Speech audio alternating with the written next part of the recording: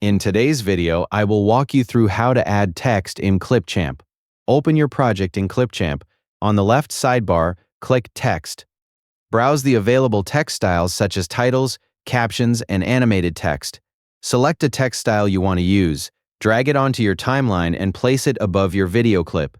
Click the text clip in the timeline to select it. In the preview window, double-click the text and type your own words. After adding the text, you can customize it using the right side panel. Change the font style to match your preference. Adjust the size of the text to make it larger or smaller. Change the text color using the color options.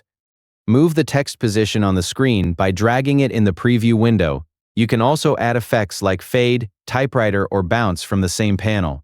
Continue adjusting until the text looks the way you want. Once everything is set, your text will appear over your video.